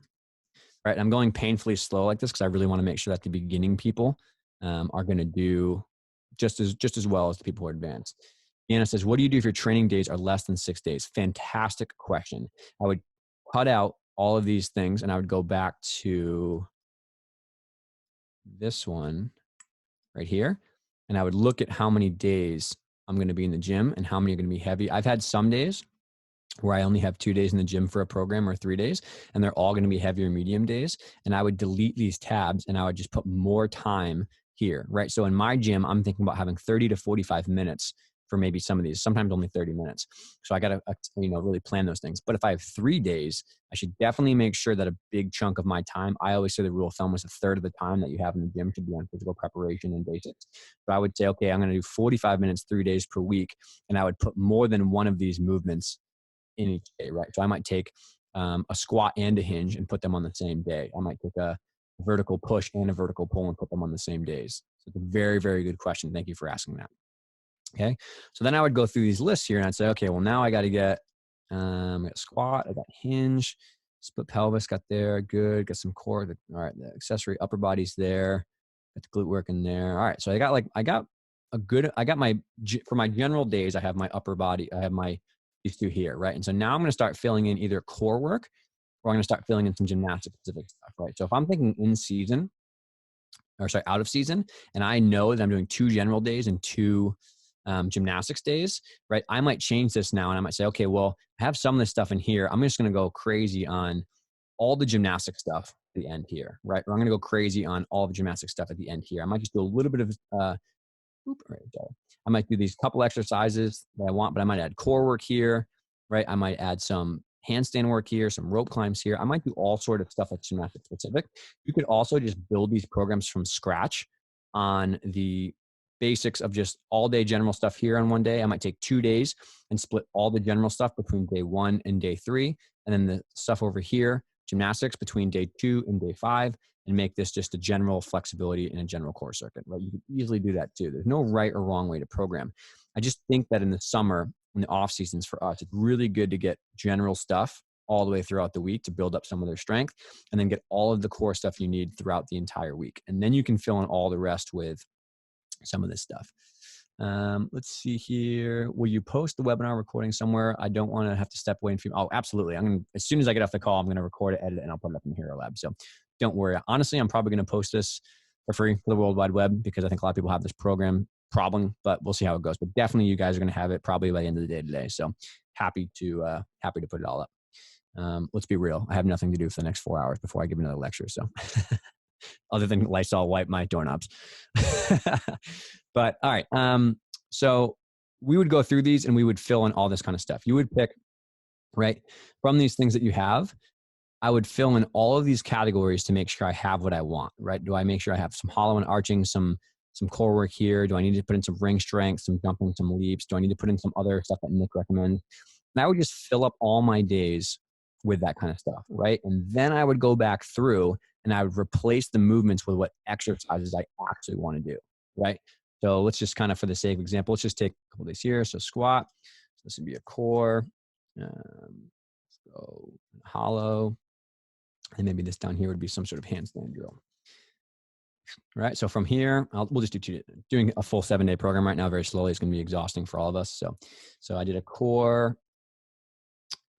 hollow, that one. So this would be a horizontal push. I'll probably do some sort of core back there. And then let's see what else I got here. Handstands. I probably need some sort of rope climb. And then I also probably need some sort of plyos, right? So if I look at these now, and I'll zoom in to make this easier on everyone's eyes.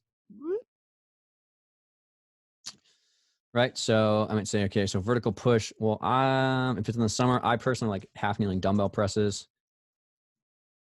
because it's a little bit easier for kids to do and scale based on the weight. Lower body balance, so we might just do that 4-way ankle, 4-way 8-incher jumping stick. On a soft 8-incher, they jump in a little bit of a cube and then just stop and balance for 3 seconds. So squat, I think goblet squats are the easiest for most people. Core hollow, let's just do uppers and lowers with a stick.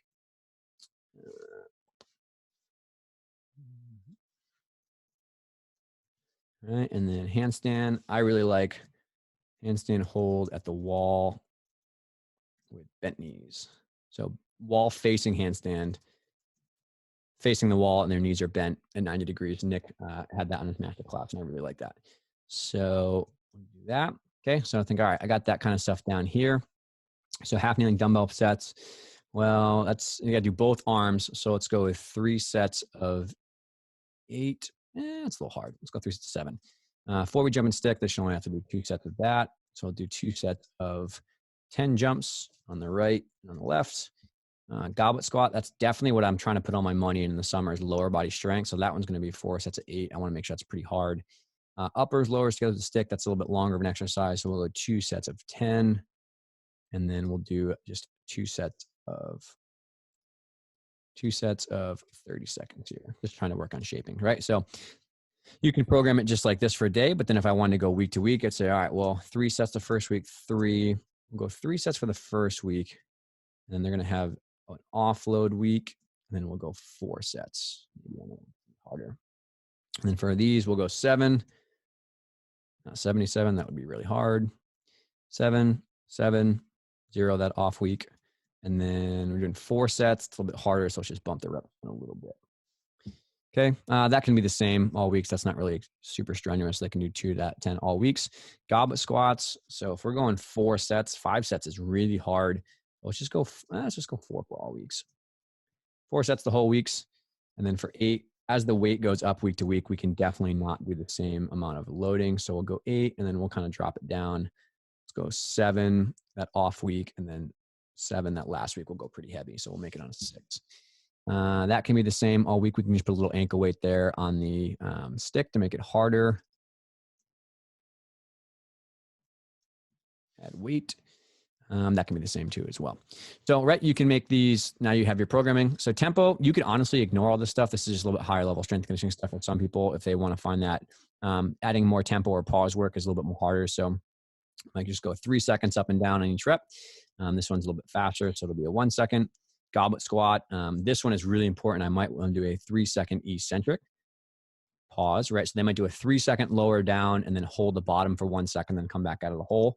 If anyone has ever done tempo pause goblet squat, especially when there's 8 reps, it is extremely hard. So be careful with how you load that one up. Upper lowers the PVC. That's not too bad. About 3 seconds. This is obviously going to be 30 seconds because it's a time duration. So the rest in between, it's a back and forth here. So I probably want them resting about 60 seconds while they do their other exercise. I don't want them taking longer than 60 seconds to go back and forth. Same thing here. This is really hard. So this one's probably gonna be 90 seconds, and they're also doing 2 other exercises. So it might be longer, but 90 seconds to 120 seconds. I want a pretty healthy rest for their legs between they do that really hard one. This one is not as challenging. They can rest 30 seconds between that. And then this is going to be 30 seconds to get back. The thought is that they'll get a 2-minute rest between the 30 seconds that they're doing the other exercises here, but then between chatting with their friend, getting a drink of water, talking about TikTok, walking around the gym, getting chalk, all that kind of stuff, right? We're trying to keep them moving. But so there we go. That will be kind of like that one here. And then you would just do the exact same thing for this set of exercises, right? Woo! Right, so horizontal push. So we did half kneeling dumbbell press the day before. So I'm probably going to do not a dumbbell exercise together. We'll just do a push. Right, this one I would do something. So I really like vault lower lift. So when they hug the vault table and just lift their lower body up to a tight arch and hold for a couple of seconds, that's pretty easy to do. There's Mancino mats all the way around the gym. It's not like I'm limited by 2 vault tables. I can grab a bunch of different mats. It's easy for a squad of 40 kids to do. Hinging, never go wrong with a kettlebell deadlift. It's easy to scale for all the kids. The rope climb exercise. So this one's gonna be a little tough because we have only 2 ropes in our gym. So we'll say rope climb, but we're gonna do that in 2 groups, right? So I'm gonna have one group is gonna start on this section while the other group does this one, and then we'll flip flop in our gym to make sure that the other group, everybody hates rope climbs, honestly. So everyone's gonna flock to the rope and wanna do that first. It's gonna be standing in line for 30 minutes. So I'll split the kids in half, say, okay, you guys go use the 2 ropes. You guys go use the 2 ropes first. You guys go over here and use the 2 ropes as well. Another way to kind of combat some of that limited equipment is just make the sets longer, right? So if I could put rope climbs first and then have them do their deadlifts and then have them go do their plyos. So it takes a little bit longer for them to get back to the rope. But either way kind of works. And then plyos in the summer, I'm a really good fan of just snap down, stretch jumps. Off the end of a panel mat, snap the handstand, snap down, stretch jump back up to the mat itself. The other one that's really good is just in and out jumps. So they just jump in between 2 panel mats up and down. There's videos online if you guys want to see that. But a lot of coaches that are way more smarter than me do that one, and I think it's important, so we're going to do that. And then I would go through the exact same thing. I would say, okay, well, push-ups, 4 sets of whatever for the first, and build my way out there. The lower leg lifts aren't that challenging. I can just do maybe 2 sets of 15 there, have a hold there. Kettlebell deadlifts with the equipment, it's going to be a little harder as they go higher, so reduce the reps as the intensity and the weight goes up. Maybe add a tempo and a pause there. You could do hip lifts if kids aren't comfortable with that and their backs are sore. Maybe they're just younger and they don't get it. And then rope climbs are going to always be based on usually how much of the rope they climb. So I might do like 2 sets of 0.5 the first week, and then 0.75 and 1, and then 1, 1, 1 for the rest of it, right? Because getting up to 2 or 3 sets of a full rope climb is pretty time consuming for the kids. So I don't want to go too crazy. Snap down stretch jumps, you would just put, whatever reps you feel are comfortable. 8 to 10 is usually good for a high quality output. So that would be how you program for the strength and conditioning part of it. Right. And then down here, I just kind of left these templates open. If you guys want to do a cardio day that day, you would fill in, what cardio you want to do. Right. So I could say, all right, on Monday, you look at what they already did. So you don't want to blow up the same exercises. So I don't want to do too much heavy leg squatting movement. So maybe we'll do 5 rounds. 5 rounds, we'll do 30 seconds of each station, right? And then if I'm in the off season again, I'm looking for like more of a circuit type stuff, right? I might just add a couple lines here. So this is just me being honest, thinking about our gym. So I could probably get like 10 stations in maybe. So we 30 seconds each station, it would rotate between it. So maybe we do an upper body, lower body, core, right? So I would do 3 here, 3 here. That's 9. And then let's add one more here. 2 core works. Okay, so from here, I would go through and I would say, just pick the exercises you want, right? So maybe we're doing some sort of upper body med ball slam, lower body, maybe we're doing some sort of sprint jog up and down the floor, core, they can do hollow rocks, right? And I'm just trying to spread the exercises out so we're not repeating anything, but I could add my rope climb here in the cardio circuit instead of doing it in the beginning, right? So if I do my rope here, I could also maybe just make this a good old fashioned partner pull up. Lower body, I don't want to do something else that's running based. So maybe let's just do some sort of calf raise because that's important. Core, let's do a side plank here. Upper body, med ball, hollow rock. Let's do maybe a handstand hold. Lower body, let's do some broad jumps.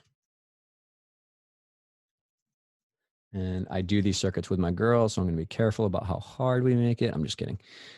Core, let's do side plank. So we have one side plank. Let's do the other side plank.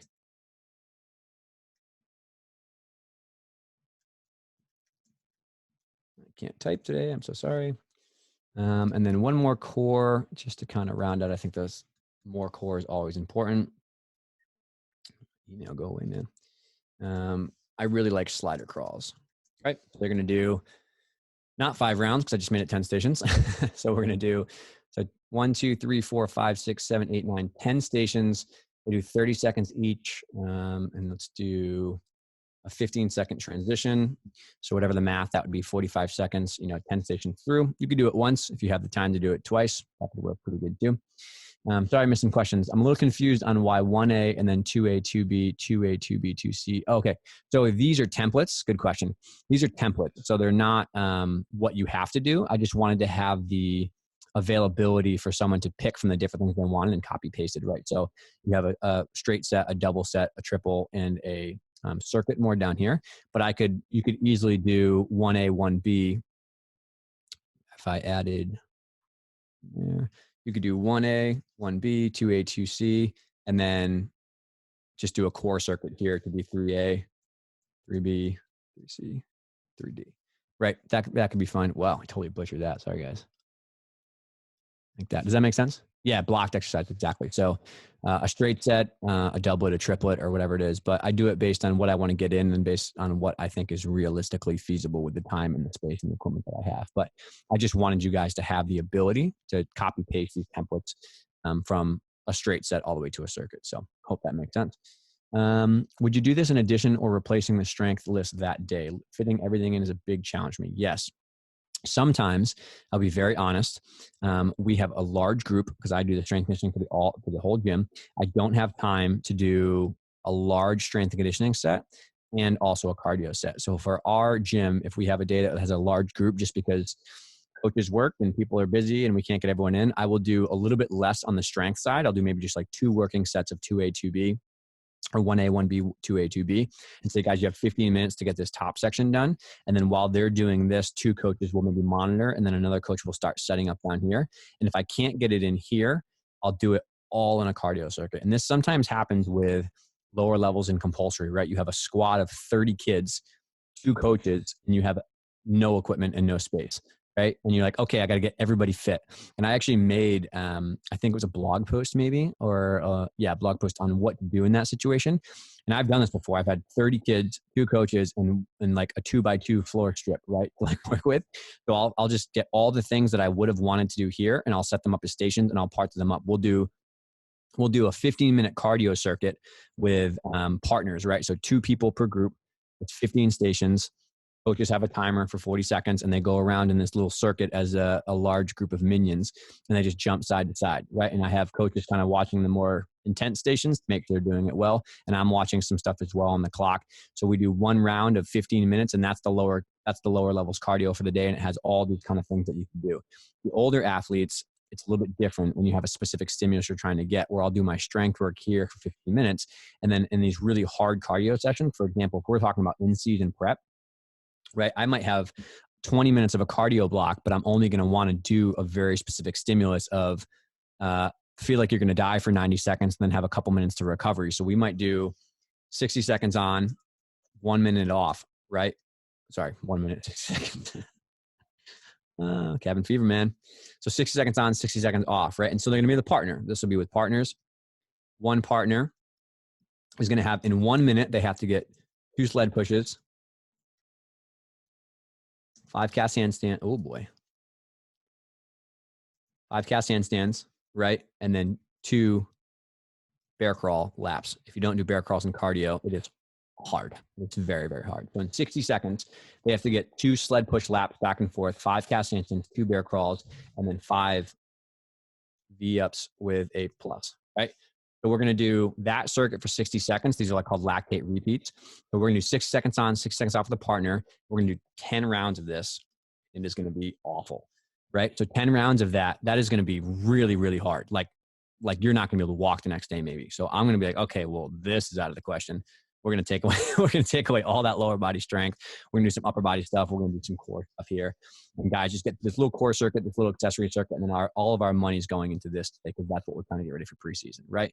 It might completely flip in the summer. In the summer, I say like, we'll do a general cardio circuit. Maybe we'll do like 10 minutes in the beginning of just the nice little 5 stations partners just to get the body moving. But then we're going to load up the strength conditioning super hard, right? So anywhere from lower level beginning, you could just do this.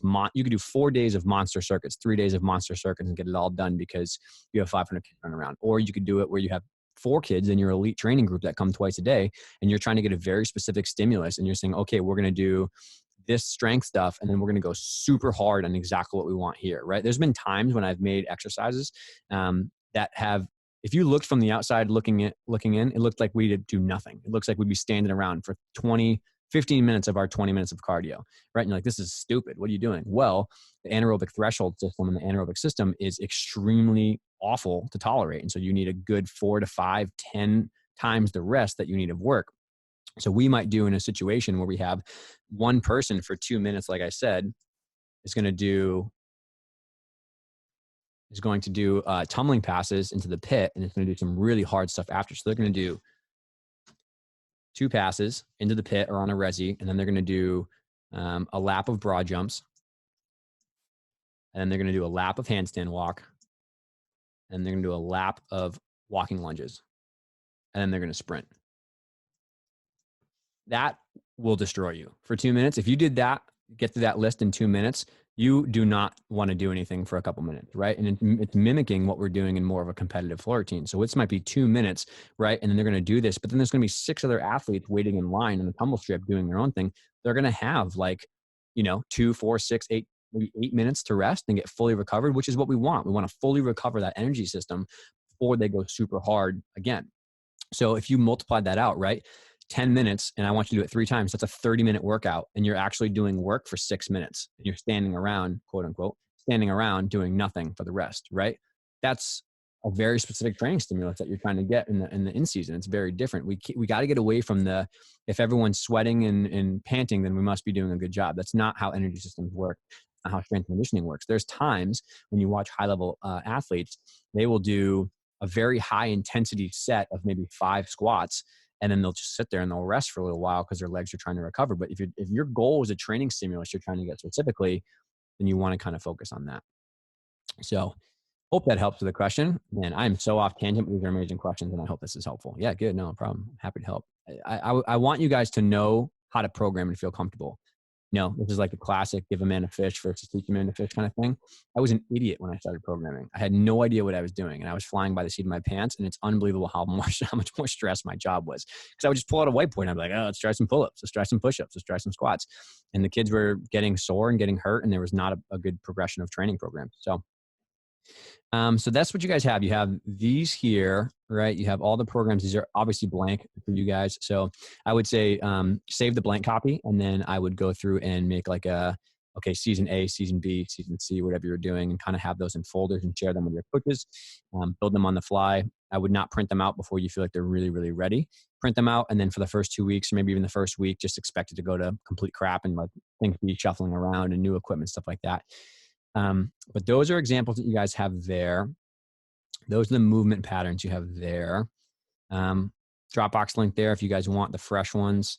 And then like the last slide I have here is just what we kind of already talked about how you approach getting this into the actual practical implementation. And this is an example that we had, again, from my wonderful boss, Eva, but she makes this beforehand. So she makes this, and she has how many levels are practicing one day? What coaches do we have? How big's the gym? Do we have a camp coming in? Do we have somebody else in preseason versus not season? Somebody working a job, whatever it is. She breaks the staff out, who's working what days, how many hours they want to work, what levels we have. And this is an example from 2 years ago, so it's not super up to date. Sorry, it's the last one I could find. But this would be, what she does, and she sends this to me before I build the programs. And so we would have, like, this is exactly what we talked about. It's this level 7 to 9 group practice this day versus some of the other ones might not. Hip bar, bars, strength conditioning for 45 minutes. And she's trying to make sure that not too much overlap. We have different kids working different things. You have your 4-year-old preschool who's running through the bar setting. That's probably not going to be a good idea. But she does this first. I sit with her and I help her with this. She gets the input of all the coaches. This gets shuffled around a little bit when we actually start and realizing we don't have space or time. But based on this, I build the theoretical model of what we're doing here, right? If I say, okay, we have 45 minutes this day, I could probably get a little bit of strength and a cardio circuit in if it's the day we want. If I only have 30 minutes, I'll probably just do a cardio circuit in that bigger, longer one that we had. So, and I would match these up alongside of it as well. So, all right, man, that was beast. I hope that was helpful for you guys. Let's take any questions now. I'm going to pull this chat window over to my screen so you guys can see it. And then let's fire away on questions. And if you guys want to pop your video on and come on and chat to the group, we can do that as well. That is totally up to you. Does anyone else need me to screen share this, or can I stop screen sharing? Cool with that? All right, good. Hello, I'm back. All right, so we got any questions, guys? That was a beast, I know. Holy crap, there's a lot of people in here watching. I can't believe you guys stayed for that long. I wouldn't listen to myself for 2 hours like that. If there are any questions, let's put them in the right. I want to make sure I answer everybody. If not, before you go, stay healthy, stay safe. I know coronavirus is terrifying and we're all frustrated, but we're going to get through this thing together. And anything you guys need from me, man, just let me know. I'm working on a lot of new projects to try to help you guys out. But we'll talk about it more, man. We'll talk about getting people back to the gym. We'll talk about strength conditioning. We can have a really good discussion going on this for what people have problems with their headaches with. But any questions on the right? What are your recommendations during this COVID-19? Number one, freaking take care of yourself. Jesus, don't go outside. I'm just kidding. Don't go outside. But don't be a goonie like here in Boston, where people are going to the bars and are like going to the beach still. Despite, this is not good. So take care of yourself, man. Do have a structure for your day. That's what I say. This is a personal recommendation first and what you can carry through to your gymnast. Don't just sleep until like 9 and then wake up and bum around and then go back and take a nap. Like, have structure in your day. Wake up, be like, all right, this is what I'm doing now, right? Every day I wake up, I sleep in because I want my immune system to be high. So like I sleep until whenever I go for it. I wake up around like 7 usually. Some days I wake up around 6 if the timer goes off and I feel rush. I wake up, I don't look at my phone. I don't look at the news. I don't do anything. I get breakfast. I go for a run. I clear my head. I journal a little bit. I read a little bit. And then I turn the chaos on and I look at the news updates. And then I shut those things off after 30 minutes and I feel informed. And I do work. I do work like I normally would for my job. I work for a couple hours. I get some lunch. I talk with my girls that I'm coaching. I see what they're up to. I FaceTime some of my friends and talk with them. I have a lot of friends that are medical providers in the ER treating these people. So I want to check in with them. And then I'll go back. I'll do some more work. I'll jump on social media a little later in the day and I'll be like, all right, comments, stuff like that. Talk with you guys, stuff like that. And then I just go about my day, man. I do the same thing. And I think you guys should do that too. I think you should plan time for your family and for yourself. You should sleep. You should try to eat well. I know it's hard with the grocery store chaos, but like, try your best to take care of yourself, drink a lot of water. It's up to you what else goes in there, but just take care of yourself generally, because that's going to be the best thing we can do. Is stopping the spread, and then also taking care of ourselves is the way it's going to work. It's scary, man. It's terrifying with our jobs and financial stuff like that, but that's what we're doing.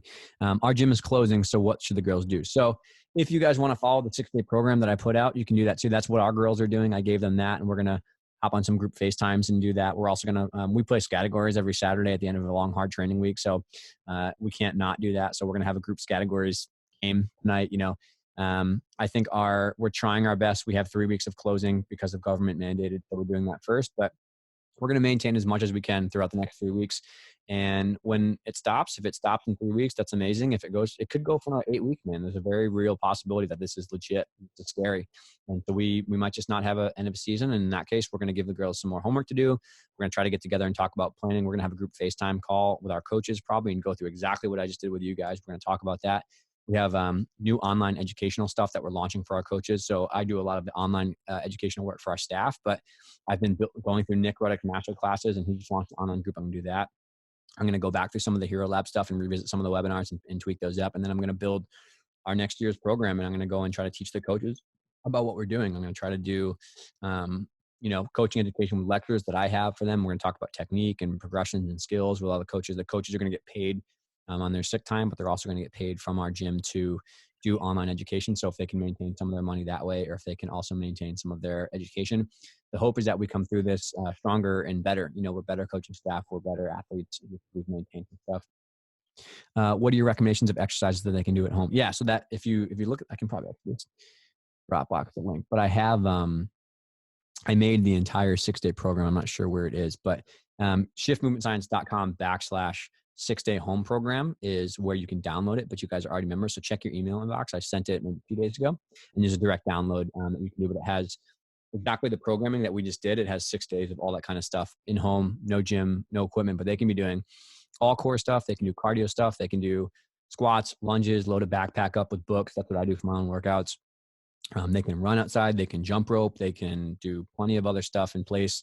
So there's a lot of things they can do. The challenge is not making it monotonous and boring. So the examples that I have in the core program is 4 days of strength that is different, the same way I just taught you guys how to program.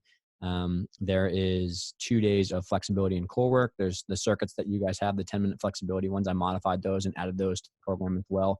So they have 6 days of stuff they can do. And I'm going to be completely honest, I did not give that to them because I wanted to maintain brain effect. I wanted them to be healthy and have good headspace and not go stir crazy and have something to do for their wellness. So I could give a crap right now about them competing.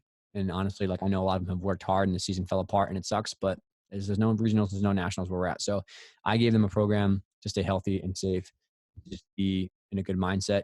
I think this is a situation where, yeah, it sucks to watch the NCAA fall apart. Yeah, it sucks to not have our gym open and stuff. We're scared about paychecks, but it's a global pandemic with a virus that could kill a lot of people if we don't take care of it. And that's the reality. And I'm not going to go into it at all because I trust the CDC experts and the WHO experts. And that's who I follow with the data as a scientist. And I listen to their recommendations and I do the best I can, do my part. And that's what I can do. So take care of yourself, take care of the kids that you're with, try to FaceTime people, try to have a routine and a structure. And my approach for the next 3 weeks, man, that's what I'm going to try to do. So plenty to be done. It sucks. It's not fun, but there is definitely a way to get through this, and we will.